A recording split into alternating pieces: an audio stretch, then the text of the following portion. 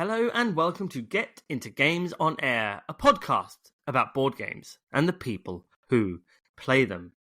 Today is episode 18. Happy Star Wars Day! I am your host, Obi Craig Kenobi, with my co-pilot, Chewbacca. Okay. Of all the characters, you picked that one. Podcast. We're doing a podcast about Star Wars board games. Yeah. Star Wars board games, but board games about Star Wars board games about Star Wars. Yes. May the force be with you. Board games, board games.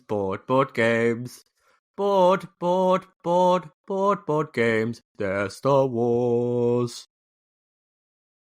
That's all I got. Okay, I was just wondering when they would finish. That was a good intro. Hello. If you haven't guessed, this is episode 18. Our Star Wars Day special celebration of all things Star Wars by talking about games with my favourite IP. That IP being... I really like Indiana Jones. Oh, we should add the Indiana Jones game. No. We're going to talk all of them. Every single one of them. I'm sure there are more out there than we played. Yeah. That's why I was going to caveat that. I was going to carbonite that. Carbonite that. Yeah. Movie. Yeah, we got lots of those. Yeah, that was Watto. That was my Watto. Yeah. This is my Jabba. Solo. It's good. I don't know. It doesn't really say what. Anyway, hello everyone. Welcome to episode 18. Hope you're doing well. So, we are going to delve into our love for Star Wars games, or mine and Chewbacca's way of just living with it. And then we're going to have a bit of fun later on in the episode where we're going to reskin a board game with a Star Wars theme. And we would love to hear your Star Wars re-themes. I think that would be quite fun. Anyway... let's get on with it. So Star Wars games. You love them, don't you? All of them, every single one of them equally. I sort of meet Star Wars games with a little trepidation, I feel. Why? Because you're always so excited about them, and I'm always worried that I'm not going to enjoy it as much as you. And sometimes I'm a little bit put off. Yeah. And I think sometimes I get them and I'm so excited by them and they're bad. And they're just bad. Sometimes they're just bad. That's not what the podcast is about. Sometimes they're not bad about games. bad. No, we're not going to talk about the bad ones. Well, I have Star Wars Monopoly. I'm not even going to mention that. I've just mentioned it. But I have the special edition from way back when in the 90s. And the box is battered. It's all battered to buggery, yeah, but it was it's beautiful. It's a beautiful collector's item. A family... The old Star Wars heirloom. trading game or something. Well, yeah, the trading card game. I'm not going to mention that one either, but customizable card game. Mentioned it, didn't you? Yeah, I did just mention it. I've got a lot of them. Yeah. I don't know how to play it. No, because we lost the instructions. No, the instructions are up there. Oh, right. Up there. Like they know where we are. Up there. We're down in the basement. Are we? No. Jesus. No, it's just the way you said up there. Yeah, because they're upstairs and we're in the down area of the home. Yeah. So anyway, that was that game. So without further ado, let's get into it. Oh yeah, and obviously, any of these fantastic Star Wars games that you want to try out, you can head to www.rentshuffleandroll.co.uk and use the code GITG50 to get 50% off your first month of orders. And you can test all the Star Wars games. Test all the Star Wars games. And every time you finish one, you can say, "May the Force be with you, Gandalf." Gandalf? Yeah. I don't think Gandalf needs Force, to be honest. No, because he's got Hagrid's help. Sorry, what? You know when he's on the Enterprise? Oh my gosh. I've got I got a squeaky pen. It happens to be a Star Wars pen. It was an R2D2 squeaky pen, and it also has a little light up layer. You see, they can't see that. Cannot see. Well, it's a good medium for visual. Interested in the game. Let's talk games. Right. Where should we start? Should we start small or should we start big? Or should we start in order of ones? Small and get bigger. Right. Okay. Go for the smallest one there is, and then get to the biggest one there is. First of all, I'm going to talk about a little game that is played in the Star Wars universe. That we have when the Han Solo movie came out, Hasbro released a version of this game, a little Han Solo card game they called it, because they didn't want to use the actual title of Sabacc. What did they call it? Han Solo the card game. Yeah. Oh, rubbish. Star Wars Han Solo card game or something like that, just because they were just cashing in on the movie. They don't have the license to. Yeah, they do, but they just wanted to cash in on the movie, and if you just put Sabacc on a box, people would look at it and go, what? But you can buy the Disney Land World Resort place where they do all the Disneys. They sell a World Resort place that sort of covers all versions. They do a version. It's really nice. Oh, Jamie Stegmar's got it. And it's really nice, and Craig wants it. It's available on the Amazon. Ask Jamie, if you can have it. No, it's available on the Amazon.com. But yeah, anyway, Sabacc. So Sabacc's are really fun. It's a twist on 21 or blackjack in its own way. Mm. You can't go over a certain number by playing cards, and you need the least amount of cards to make the number. So if you have 21 in 2 cards and 21 in 4 cards or whatever it is, you the fewer cards win. Yeah. But every round you roll dice, and if the dice are, every time you play cards, if the dice are matching, if they're a double of these cool symbols on the dice, you basically have to discard your whole hand and then try and build. So it could be on the last round, third, and you play it like 3 rounds of changing cards. And it could be on the third round that you roll these doubles, and then you have to discard your whole hand and then play out a completely random hand of cards to kind of, you discard them and you draw up the number of cards that you had to discard. So if I had 3 and Becky had 2, we'd have to discard that. But Becky would pull out 2 and I'd have to draw 3, and then we'd see who was closest to the number. In the Star Wars Han Solo card game version, there are these like cardboard like credit chips, and on the other side is like they're worth a value, and on the other side has got like Han Solo's blaster or the Millennium Falcon, and they're worth a certain amount of credits, and you're trying to win a certain amount of credits. But also, if you win the Millennium Falcon, don't you just win? Because it's worth like 25,000 credits anyway. We haven't played it in a long time back. But I'm pretty sure you just win. Yeah, with the Falcon. So. I mean, don't quote us on that. But, do not quote on that. I mean, don't you just win life if you have the Millennium Falcon? I would win life if I had the Millennium Falcon. I do have the Millennium Falcon, a big Lego one on top of the wardrobe. Yeah, so winning life, I would say. Life. So that's that. So that is Star Wars Sabacc, which is good. That is the smallest Star Wars game we own. It's not, but it is. Also, it's... Well, I asked you to start with the smallest. Well, it is technically the smallest. It's just dice and some cards, and they're little cards. Another game that we had that it's gone. I'm pretty sure we sold it. I think I think I know where it's gone. I know where. I think you can actually rent it, and you can actually get into Games' copy from Rent Shuffle and Roll, I believe. I'm pretty sure that's where it went. I think I sent it to them. It was Star Wars. I have a bad feeling about this. Yeah. It was quite funny. It was quite funny. It is basically Star Wars Exploding Kittens. So there was always a no, and something happens. Oh, I've got a bad feeling about this card, and then a no. There was no cards which were exploding kittens, and then there was something else that would save you. It was really funny, silly artwork. You were just playing cards and doing a big exploding kitten, but you were just doing a Star Wars version of it. We're just not big fans of exploding kittens. I think the problem is it doesn't work unless you're playing with a big group of people. Yeah. And if I'm playing with a big group of people, there are other games and other Star Wars games on this list that I would rather play with a big group of people than that game. Yeah. Yeah. Did you have thoughts? No, I just remember it being quite humorous, but we're not exposing kids and fans, so that's why it's probably in Rent, Shop and Rolls library right now. So, but it was fine. It was good. If you like Star Wars, it's another one to have. It is indeed. Right. And now going in the wee small board games of tiny board games, we have Star Wars Love Letter, Jabba's Palace. This one I do like. Yes. I think I might like it more than actual Love Letter. Yep. Just because it's got the, like, Jabba's Palace on the little token things that you get. Yep. The artwork's quite cool. Yeah, I think, obviously, our version of Love Letter is the old velvet bag with the cubes rather than the little hearts and stuff that you get on the newer versions. But I agree with you. The production is much better. But I mean, pretty much any version of Love Letter is the same. Similar. Yeah. I don't think it matters which one you play. It's the same premise.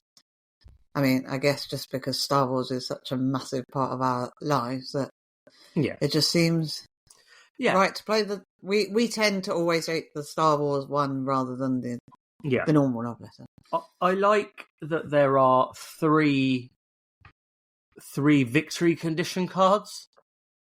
So you can have your traditional be the last person left with the person with the highest card at the end, which is your normal Love Letter kind of route to victory. You can have the most syndicate cards in front of you or the most rebellion cards in front of you, basically, are the three kind of victory conditions depending on which card you randomly draw. I've played it in many different places. Yeah. It always gets put in the bag at conventions, taken places. It's also got the Lovecraft letter, the Cthulhu one. Cthulhu one has got, whereas you've got the same number, because in Love Letter, obviously you've got like 1, 2, 3, 4, 5, 6, 7, 8, 9. But in this, you've got 1, 2, 3, 4, 5, 6, 7, 8, 9, but you've got a syndicate 1, 2, 3, 4, 5, 6, 7, 8, 9, and you've got a rebel 1, 2, 3, 4, 5, 6, 7, 8, 9, and a 0 because it's Han in Carbonite. So you've actually got two factions that even though the numbers are the same, they play slightly differently, and I think that changes how you play the game and how you think about card counting and all of that sort of good stuff. Fundamentally, they do. You don't hard count and you just play. Oh no, they don't. Oh yeah, I don't card count. Yeah, it's nice. It's interesting. It's got kind of that photorealistic artwork. I think talking about Star Wars and games with their artwork is quite interesting as well. Because this is the first one using like the artwork, I have a bad feeling about this was this weird animated, more cartoony art, wasn't Ren it? and Stimpy or some kind of art. Whereas this is photorealistic artwork. The characters look as you can get to the characters look like how they should look. Nice. Yes. So that was small. That is small. Next, I think we'll talk about a small game in an unnecessarily large box. A small game in an unnecessarily large box, which is probably unnecessary now. Yes, potentially. I see what you mean. I see where you were going there with that. We'll link these two together. So I'm going to talk about, it rolls off the tongue, the title of this game. I really like what they've done with it. Star Wars, the deck building game. That's a cool title for a game. It is about deck building. It is a Star Wars deck building game. The box is huge. It's a big old box. I mean, no, it's not huge. I mean, it's big for what's in there. It's a deck of cards in a big old box. I mean, what kind of... It's like a Sky Team box. It's this exact box here. It's, I would say, like herd mentality size box. Yes, it's a bit... Yeah, anyway. That's beside the point. Well, so, I'm trying to build a picture for the people listening. Okay. They may not have seen it. They may be thinking about the size of the box right now. There's a certain depth and girth to it. Great. Sorry? Great. I was building a picture. No one needs that picture. So yeah, it's Star Realms, the Star Wars board game. And who doesn't love Star Realms? Craig.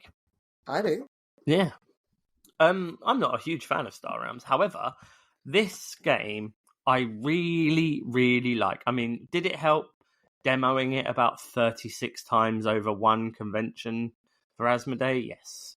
But I really like the differences that it offers. So you will either play as the Rebellion or you will play as the Empire. People get confused with this game as well, because in this game, the Empire are blue and the Rebellion are red. Ooh. And everyone gets confused by that because the blue lightsaber and the red lightsaber, but it's because of the colours of the logos. Anyway, that's not the point. Okay. So what you're doing is you are building your deck. You have a starter hand of Imperials and starter hand of Rebels. Then you're building your deck in a similar fashion to Star Realms, where you're playing your cards. You're either doing damage. And you also have a base. You have like a planet. You have a pile of planets. You're getting pile of planets. 5 bases. Anyway, you are either attacking or you are getting credits. Credits will help you buy cards from the card row. You can only buy the specific cards of your faction. So there'll be Imperials facing the player playing Imperial, Rebels facing the player playing Rebels. There will be Syndicate. What? The player. Say that again, because when you say there will really be fast, Rebels pointing at the player playing Rebels. Playing Rebels. There will be Imperials with the player playing Imperials. Yeah, no, it was the player playing that I didn't. Okay, the player playing. Anyway, and then there'll be Syndicate. You take your card that go the other way. But what's cool about this one is that something could come up in the Galaxy row down the middle, and it could be Boba Fett, it could be Darth Vader, it could be Luke, and you really don't want your opponent to get those cards because they're uber powerful. So you can attack the cards in the card row to take them out of the row before your opponent gets them in their deck. And I think that little extra wrinkle on strategy makes the game, because yes, you want to attack the base and take out the base, but also you want to stop your opponent getting the better deck built. And then all the bases that are in the pile, they have different abilities as well. It's really good. I really enjoy it as a quick one-off kind of game to get to the table without having to think about the deck you're building too much before and then play the game and see what happens. You are in control of your own destiny in that way, and it can always play differently the way you mix it up. And I really enjoy it. Thoughts? I did really enjoy it. I didn't at first because I didn't get it. Then you taught it to me, and I was like, okay, I get it. Yeah, that's cool. I didn't mind it. I kind of got the idea. I do like deck building games. I do like Star Realms. So, yeah, I started out a bit dismissive of this game. Then you explained to me it was like Star Realms, and I was like, okay, I'm on board with that. I like Star Realms. We don't play Star Realms because you don't like it so much. And I thought, oh, well, maybe this is a chance to play a Star Realms type game with you because it's Star Wars, you'll actually play it. Yeah, I mean, my thing with Star Realms is that not you specifically, but we tend to aim for like the same strategy every time, the same two factions, and you can go for different things, and it just becomes a real mess that everyone's just diving in trying to get the same sort of stuff. It's fine, it's good. I don't love it as much as a lot of people do. And then there's Fantasy Realms, which is like the fantasy version I've not played. But this, just to me, the way that you have a specific focus, that you're just trying to build the strongest deck and also trying to stop your opponent getting a strong deck by specifically targeting things of their persuasion to get rid of off the deck. And I just enjoy the way it plays, the way you're always building something, the way the deck is shuffled. It's always something new. You're always going to end up with a different selection of cards in your deck. Yeah, you know what cards to look out for more so. You know how to get through. But it's an enjoyable little game. I do enjoy it. But so it would be fine, and I would play it with you. I don't think I love it as much as you love it. I will play it. It's cool. I did like it more before we had Star Wars Unlimited.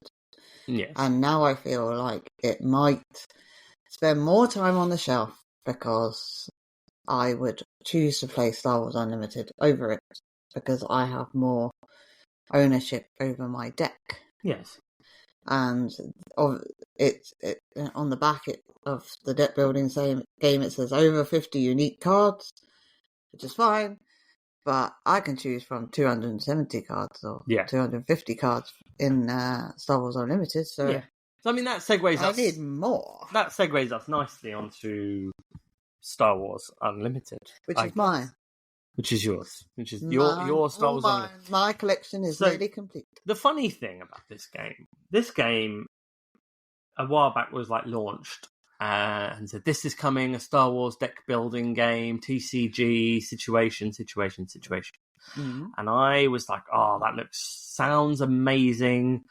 Oh, that's going to be a money pit. I'm just going to sink loads of money in. I'm not going to go for it. I was like, in my head, I was like, absolutely not. This is not going to happen because I've seen things that people collecting Pokemon cards and just spending millions and bazillions of rupees on Pokemon cards. And I've seen people spending loads of money building decks of Lorcana of recent times. So loads of people are doing that and buying loads of cards for that. And it's like, oh, really? It's a lot. And then people into Magic. And it was like, okay, we tried Magic and we went, this confuses me. I don't understand. But I was never a TCG person. We always played Pokemon with the kids. That is the length of our TCG-ness. It is. However, the more and more I looked at it, the more and more I watched it, and then the more and more I watched it being played and saw the pretty pictures, and I was like, oh, they are pretty pictures. And then pretty pictures. Managed to talk Rebecca into a starter set. Just to try it out. See what it's like. The thing is, the starter deck is perfect. If you just want to try that game and play the game, the starter set has 2 fairly competitive decks with good cards and great art, and you've got your Luke Skywalker and you've got your Darth Vader, and you can do a big Star War against each other, and you get everything you need. Everything you need. Not everything you need. Most things you need. Because you need more. Yeah, obviously. But so and yeah, just enjoyed it. Got the grips that it's so smooth. There was nothing. I remember we read the instructions for like Magic, and I know this is going to, for people who listen who play lots of Magic, we'll go, what are you talking about, Craig? But I was reading, and we tried reading the instruction manual for Magic, and we were like, what in the blazes is going on right now? I don't understand words. But the Star Wars... that's like most days. That's true. I don't make good word. I don't think good word. I don't understand good word. But I mean, I guess it comes down to somebody like teaching you how to play it. I think if you had a run through of it, or we had the inclination to get into Magic, we probably would enjoy it. Yeah, because it's the same concept. Yeah. However, because you're already sold on the IP of Star Wars, and not necessarily me, I wouldn't say I was like, oh my gosh, no, must run out and get loads of cards. However, we've rushed out and got loads of cards. When we decided to go into it a bit deeper than just the Star Wars, just a starter deck, I decided it was mine. Yeah. I personally, and I know it's a bit of a mixed bag, but I personally really like the art. I think there's some that's a bit wonky, but some people have said it's not the best art. But there's a lot of artists who've worked on it. A huge amount of artists. You'll find something that you love. Yeah, there's some really cool cards, and there's some really cool like powers on the cards as well. Yeah. I would highly recommend it. There's so many good ways it all links together. The game is super smooth. It's so easy, it's accessible, it's quick, and you're battling against bases. Most bases are 30 points. Some bases are 25, but the base has a special ability if it's got a 25. you've got your standard normal like deck building and TCG thing. You've got rares, super rares, legendaries, so on and so forth, cards. When you're trying to collect the deck and collect the set. I think I was a bit scared of creating a deck. So initially I was like, oh no, we must only play with the starter deck because it's been specifically designed. We watched a couple of videos on how to make a deck. Yeah. And then we went about making a deck. And then I think that's when I realised, oh, this is cool. Because the minute you make the deck, I know you can know what the cards are in the starter deck, but the minute I had some ownership over the deck I had created, I was like, oh, I know I've got 3 of this in my deck. So if I use one for resources, because essentially each turn you can turn one of your cards over and you won't be able to use it for the rest of the game, but it becomes a resource. Yeah. I knew, oh, I've got 2 more of those, or this card's going to come up. And then I was like strategizing. It was quite cool. I think I won a game, and then you won a game with your set. And then I quite enjoyed doing the 6 booster pack. I don't know, it's a challenge or try to create the best deck you can out of 6 booster packs. That was quite fun. I enjoyed just like that. a 30 card deck. And it's just got a lot of replayability, and we have a nice collection. Yeah. And I'm determined to finish it before the new one comes out. Yeah, we got a couple of months then to get 4-5 cards, I think. Yeah. 4 or 5. Yeah, something like that. But yeah, it's cool. I'd highly recommend people give it a chance. You will be able to give it a play at UKGE this year. There's some tournaments. It's big. There'll be a lot of cool stuff going on. Yeah. Events wise for it.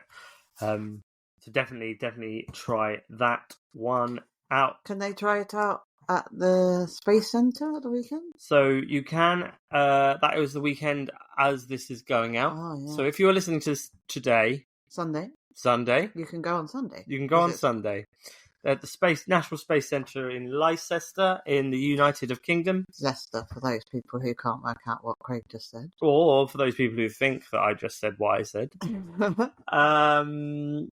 There is some Star Wars Unlimited going down then and there. Yeah. So enjoy that. Book your tickets. Get down. There's loads of cosplays, robots, droids. They're the same thing. Do it. Lightsaber training, ships, videos, all sorts of cool Star Wars stuff at a galactic gathering at the Space Center in Nice. Anyway, moving on to the board games. The board games, boy, they weren't board games, they were card games. Because these ones require a board. Oh my gosh. The board. There are board games. So, I'm going to start with a relatively new but not new game. New but not new. New but not new. Using a system of well-known games, the biggest gateway game ever made to ever be gatewayed. I don't think that's true, but one of. We're talking about Star Wars Clone Wars, a pandemic system game. Another game that just rolls off the tongue. So many words. Yeah, Star Wars Clone Wars, based on the pandemic. Star Wars Pandemic. Yep. The best version of Pandemic. I think, can I start on this one? You are starting. You just did. You just said, I think. Pandemic for me was like it was an entry into this world. I loved it. However, it happened to come just before an actual pandemic, which then made me not so. I don't want to play. I do still play it, but the theme of it, I have gone off. Yeah, just a little bit because it really did happen. I'd also say that what killed base Pandemic for us was playing Pandemic Legacy. Yeah, you can never get. So we played. Was it season 1? Yeah, and I don't think it was so good that it's almost a bit boring to play the base game. And I think we played it quite a lot in the early days when we didn't have so many games. And it's never lost its magic because I still will always go back to it. I won't ever get rid of it. But I've definitely called on it. But the Star Wars Pandemic game has definitely given it a new lease of life. I love the little miniatures of the Star Wars characters and the little droids that you take off the planets and the what are those called? The blockade ships. The blockades. And it's just the only thing I don't like about it is the board is just a series of planets in like a random order. So when things happen on a planet, you have to spend an inordinate amount of time, although it is sort of labelled on the card, looking for said planets. Yeah. Because they're just sort of higgledy-piggledy all over the board. That's the only thing I would say I don't like about it. But it sort of has revitalised Pandemic for me. Yeah. And it's enjoyable. And it's really hard. I liked really hard. Yeah, exactly. And there's the mission. You do missions. So there's a couple of mission planets that you have to go to, and you have to fulfill, like, depending on the difficulty level you predetermine. Depends how many missions you go through. Then you have your big bad, which can either be like Grievous, Darth Maul, Count Dooku, Asai Ventress. You pick one of them to be a big bad. So your baddie is always different. Mm-hmm. The final, where you fight the big bad at the end, is always the same planet. So if you know where you're going to go, you know where you're going to go, which is fair enough. But can you ever remember? No. That's because our brain's bad. But the fact that the end game is always different, and you can always play a different end game, and that makes the game fresh. That makes the game more than just what Pandemic is. Yeah. And also being able to be a different hero with your own asymmetrical power and ability as well. Although never play with us because we tend to turn over the cards that cause blockades straight away. Yeah. And the game is exponentially more difficult than it need be. Yes. Yeah. Yeah. Absolutely. Yeah. Crazy. We played a few games with James when he came up here, and I think at one point I wanted to swap with you because you were pulling cards so badly, and I managed to top you. You made it worse. Made it even worse. So I might just never play with us. But yeah, I think it's a really good game. I would really like to see it's a perfect mix of theme and game working really well together. It actually feels like that kind of Clone Wars. It makes sense to me. I'd be interested to see where they could potentially go down the line with more Star Wars. I'd kind of like to see a original trilogy game or a sequel trilogy game or an animated series game. Like, I don't think they will. They don't need to. But I'd really like to see where they could potentially push. There's a lot of scope if they were running out of money and they needed more Pandemic games. Yeah, I don't think they will. I think they'll focus on other IPs, like they did with Warcraft and stuff. But I would like to see more Star Wars IP based. You Star always Wars like to see more Star Wars. I like to see more Star Wars. More Star Wars. Okay. What's next? So these are probably my two. Oh, I don't know. Unlimited's up there now, but one of my two favorite Star Wars games. I don't know which order to do this in, but we're going to go with the biggest one first. What? I said end on the biggest one. Physically biggest or the best? The biggest. All right, then the biggest. You want to end on the biggest, right? We're not going to do the biggest. We're going to do the next one. Yeah. Although to be fair, the best one. The next one, not the biggest one, is the best. Is it has an expansion in it, so it does. Potentially, it is bigger. No, the other one has an expansion in it as well. Oh yeah, I remember. We've got both expansions for both of these. So yeah, we're gonna go for the little one. I mean, it's all cryptic right now. I'm glad those 5 minutes were well worth listening to on the podcast. Like, what? Just say it, right? We're gonna go with the Star Wars game with the greatest name, Outer Rim. This one is good fun. And it's Outer Rim and its expansion unfinished business. Possibly. Sounds filthy. Possibly this is the one Star Wars game that I would play with you without, like, do we have to play a Star Wars game? Yeah. Like, if you said, we're playing Star Wars Outer Rim, I'd be like, okay. Because I think out of all the games, it is Star Wars, but I like the mechanisms, I like the way the factions, ships move around, and you have to try and avoid them, or you can attack them. I like the fact that you've got to go and find hidden people, you've got to do little events and little jobs, and you build up your ship and you make it better, and you can add mods and like, out of all the Star Wars games we own, I like doing that. The actual doing of the game, it doesn't matter to me that it's Star Wars. Exactly. Like, I just want to play because it's a fun game to play. So one thing about Outer Rim is that it is a reskin of a different game. Is it? Yeah. There's a Firefly game. Oh. That is the same game. Literally the same game. I did not know that. However, this is more popular because they slapped a different IP on it. Oh, okay. But I don't know anything about Firefly. Yeah, exactly. That's it. And the IP on here is just, it's not, because it's not your standard Star Wars. You can be Han Solo, you can be Chewbacca. They're in the game.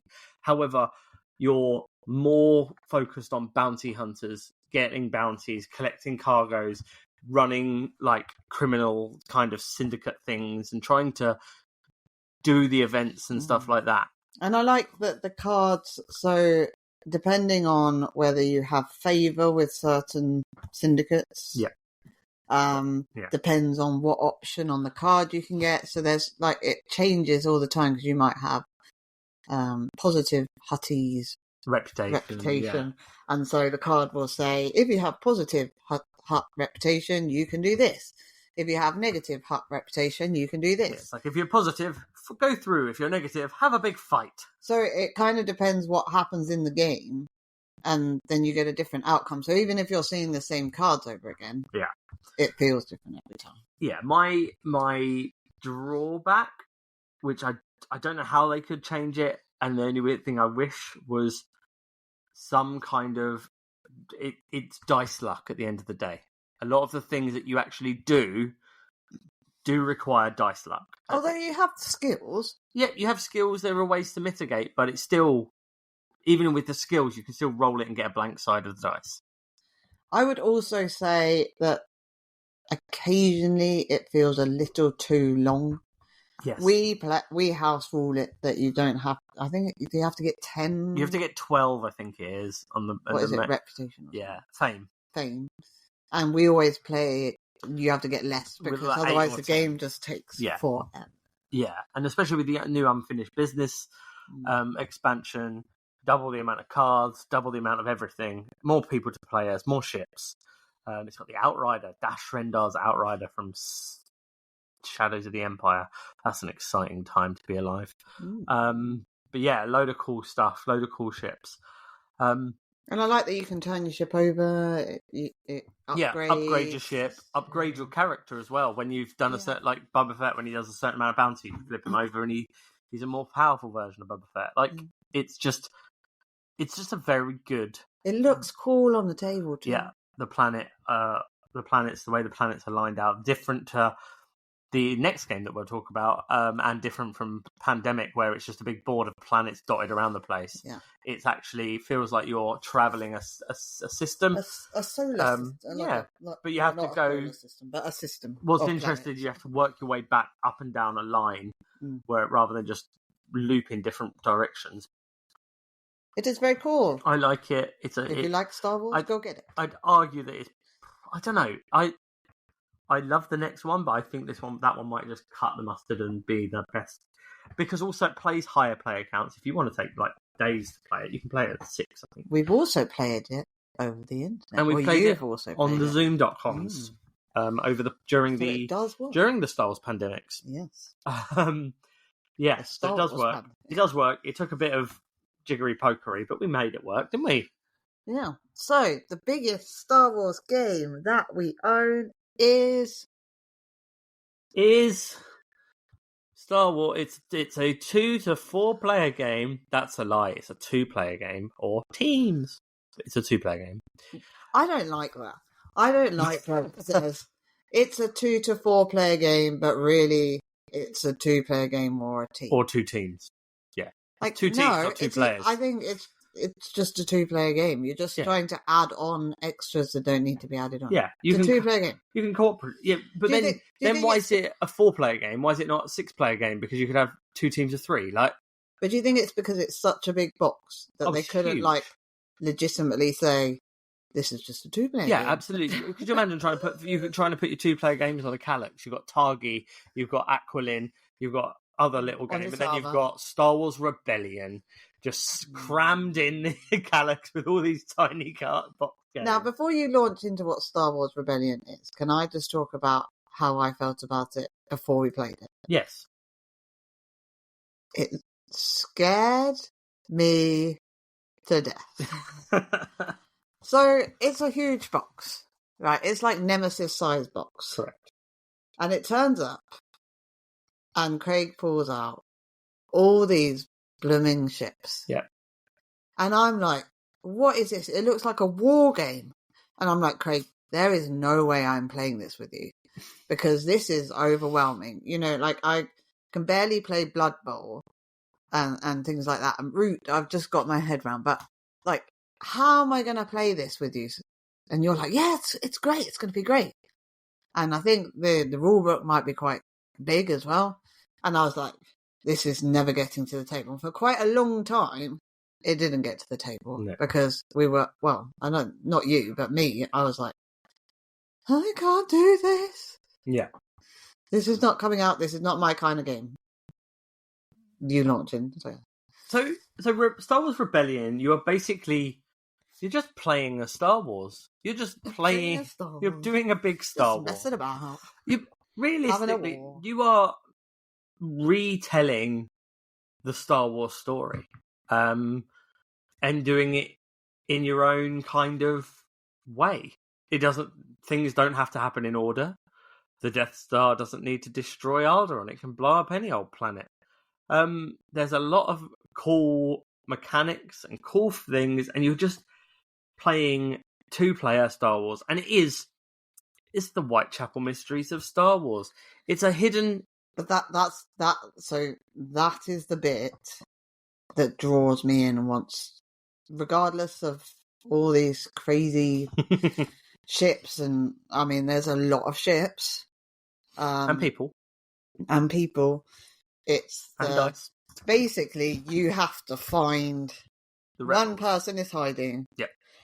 And the other person has to try and find where they are. So there's a time track on one side of the board, and there's a ticking timer that the Empire are trying to find the Rebel base. The Rebel base is selected. You select a card at the beginning of the game, and the Rebels have a small army. The Imperials have the scariest army in the world because there's hundreds of them everywhere, and they are hunting you down and trying to find your base. And you are ticking down the time to keep your base safe and well away from the Empire before you just lose. But that's what makes it. Well, I like hidden movement games, but that's what makes it exciting for me, I think, and that's how I was like able to overcome the like, oh my god, what is going on here? Yeah, because I do think it looks more complicated than it is. Yeah, I definitely think once we got our head round how to play, it was like, oh, this is quite straightforward. You know, it's not as. Yeah. I think sometimes with rule books, they go into every sort of scenario that could ever happen. Yep. Which is great sometimes, but if you're looking at it, it can be overwhelming, especially with a game with lots of pieces. Yeah, it's the Fantasy Flight way. It's just they'll have a rule book and then a how to play rule book, and then or just in case a rules reference, I think it is. And when we sat down to play, it was fairly straightforward, and we're like, oh, we could get this out again, now we've got the expansion as well. Yeah. Yeah, all the expansion does really add more ships, because you need more ships. What we needed in that box was more ships. More ships, I opened it and I thought, you know what? We haven't got quite enough ships.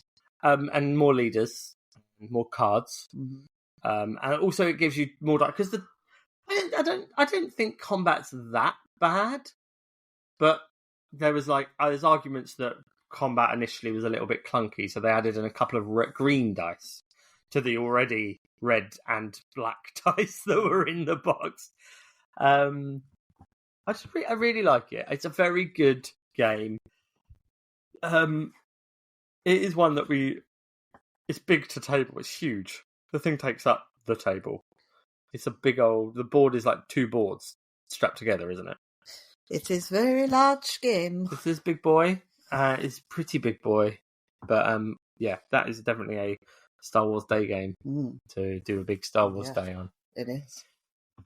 So they're the Star Wars games that we own, and we've played. There are obviously people who play a lot of Star Wars Legion, Star Wars Shatterpoint, and Star Wars Armada, which are games that I am very keen on, but how many Star Wars games can you own? Firstly, how many Star Wars games can you own? More, obviously, is the answer, because Star Wars Bounty Hunters from Asmodee is out very soon, a little card game about bounty hunters, and I'm very excited for that one. We've got a game called Bounty Hunters, haven't we? We've got a game called Bounty Hunters, but that's not a Star Wars Bounty Hunters game. This is to be a reskinned game. This is Star Wars Bounty Hunters. Anyway, so not to be confused with. But Armada looks incredible. It comes with these ships, but these incredibly massive, beautiful ships are mega money for a one ship kind of thing. I mean, if I was into Shatterpoint, like a war game is war game. Right? Yeah. So Legion. It looks cool. Legion is like the Warhammer of Star Wars. Shatterpoint is like a Necromunda of Star Wars. We forgot a game. What did we forget? Star Wars Double. Well, let's finish on the biggest. So, those of you that don't know, Dobble is a game that... Do you know what I didn't know about Dobble? There's a teacup ride in Alton Towers. No, I knew that. I did know that. What I didn't know about Dobble were there were so many ways to play Dobble. There are 5. Yeah, because board games, they come with this thing in the box or in the tin. They're going away from tins now. They're doing boxes for Dobble, no longer doing tins. Oh, no, anyway, I like the tin. That's a different story. No, it's got to be in a tin. No, it's always in a box now because of, health and the planet. That's what I meant to say. I didn't mean to say health.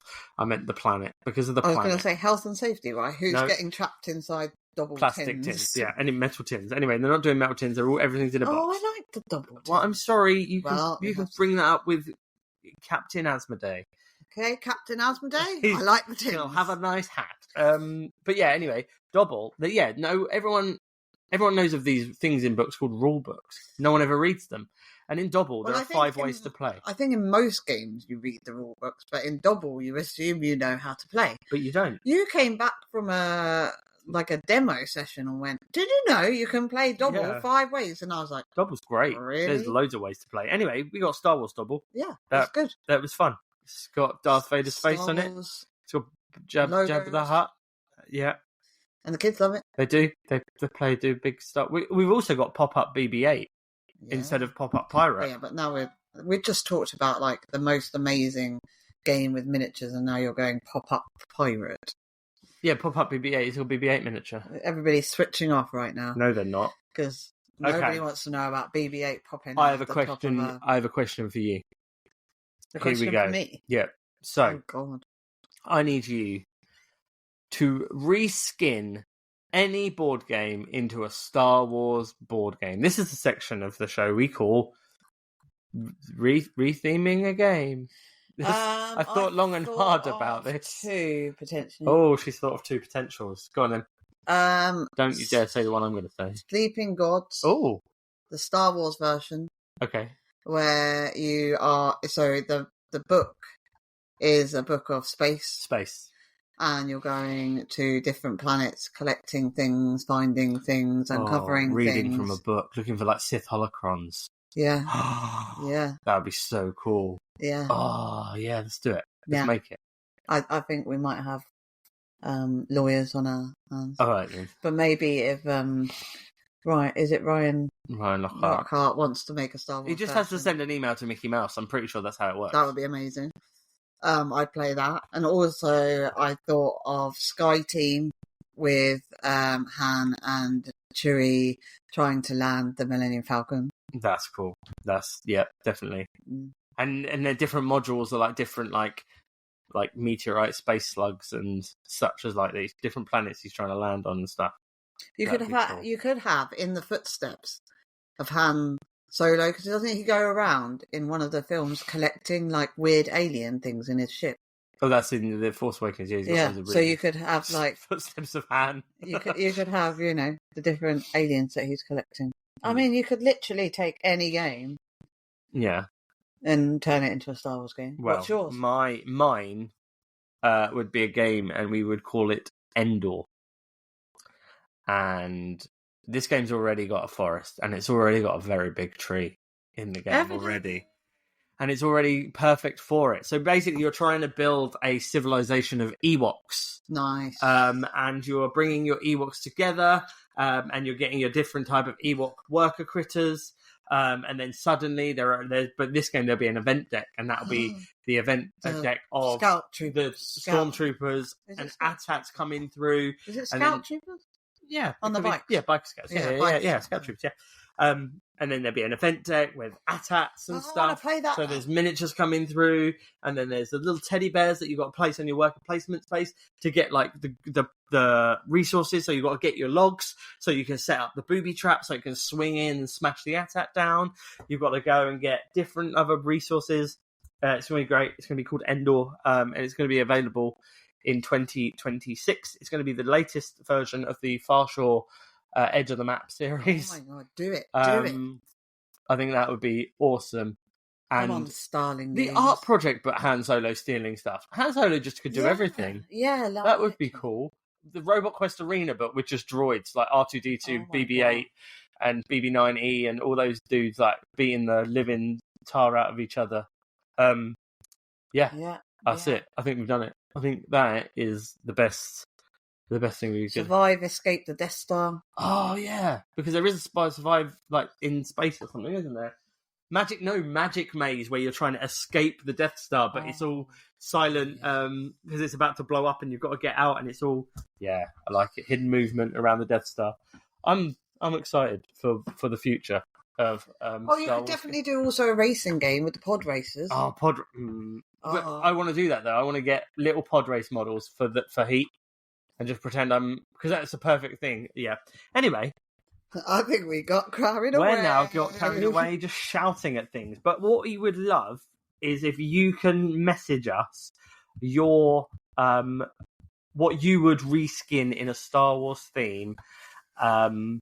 Let us know, and we will read out your ideas on the podcast. Or even if there is another IP that you'd like rethemed. No, only Star Wars. But preferably just tell us Star Wars ones, because I'll read out the Star Wars ones. I won't read out anything else. And that's the pod. That's the podcast. The podding cast. So if you fancy any of those games, head to rentshuffleandroll.co.uk. I want to see everybody log on, get their free month, just so that they can all order your version. I've got a bad feeling. I wish I'd have signed the lid or something. I bet we haven't. I bet it's behind me on this shelf somewhere. No, I think we haven't got it. Anyway, that was a wonderful time we all had, especially you, listeners. I'm sure. And I'm sure you had such a good time that you're thinking, I know what I'm going to immediately do. I'm going to immediately leave a 5-star review on my podcatcher of choice. Or I'm going to go on, because I'm using Apple, I can even write a review and say, "Whoa, that Craig, he's handsome. What dulcet tones. And so modest." You're going to put something like that. That would be lovely. So thanks very much for listening. And thanks for the follows and the shares and the likes. Make sure you're following us on all the social medias at Get Into Games and at Mrs._Get Into Games. And we will see you, hear you, speak to you on the next exciting episode of Get Into Games on air. And please remember May the Force be with you. Again, games. Yeah, cool. Yep. But see you later. Bye.